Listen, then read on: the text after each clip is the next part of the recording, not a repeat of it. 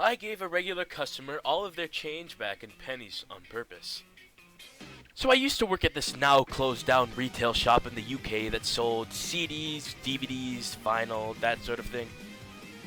We had a lot of regular customers that used to irk us, but in particular was this one guy who used to come in, buy roughly 20 to 40 pounds worth of things, and then pay for his entire transaction in coins. Mainly pennies, 5 pence, 10 pence, and 20 pence, not even pounds.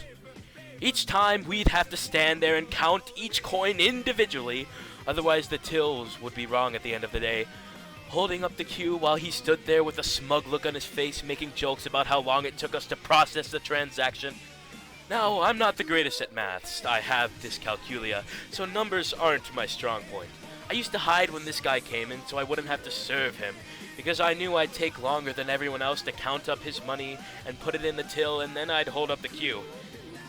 This time, there was no one else on shop floor, and the penny guy comes in, so I had to serve him.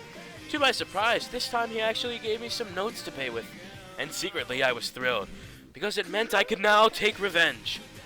I processed the transaction with a smug look on my face, start counting out 12 pounds worth of change in pennies, 5 pence, 10 pence, and 20 pence.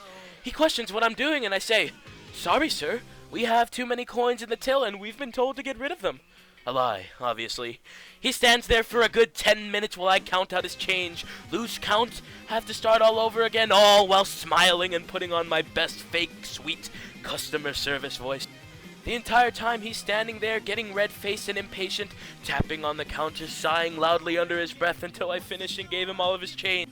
He remained a regular customer, but never paid in pennies ever again. Ever wonder why I mow my lawn whenever you're having a garden party? Now, we all like the occasional garden party with noise. However, my neighbor seems to be an entertainer.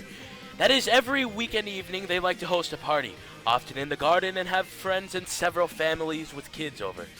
This family and their guests, rather than having civilized discussions, like to shout over each other, and generally who shouts the loudest gets to talk for a while, let alone the kids who start screaming for attention. I used to let this go at first, but after a whole summer of them being louder than my TV or stereo in my own home, I had to do something about it. So now, I wait until they serve up the food and everyone's plated up, before I crank the lawnmower and drown them out so they can no longer hear each other, and they scuttle off inside, having to carry everything in and relay the table. Sometimes they come out after I'm done and set up and continue. It just so happens that I find a bush or tree that needs tending to with the hedge trimmer. Petty as hell, but it makes me feel better. Don't wake everyone up at 4 a.m. So I've been camping this weekend, and the site right behind us has a wonderful family of 4 to 6 kids and their delightful mother we call Methany. During the day, she's just loud and obnoxious and constantly coughing when she's not got a cigarette in her mouth, but it's camping. Who cares? Quiet hours are from 9 p.m. to 7 a.m. Cool. Everyone seems to abide by it in the site around us, except Methany. She is quiet at about 10, and we are like, sweet, she's done being obnoxious. Until 4 a.m. Then she just goes bonkers, yelling at one of her crotch goblins or her boyfriend. I don't know. Just the loudest, get the fuck back in the tent. Shut the fuck up. I told you to shut the fuck up. For an hour. Just her screaming and coughing and screaming more.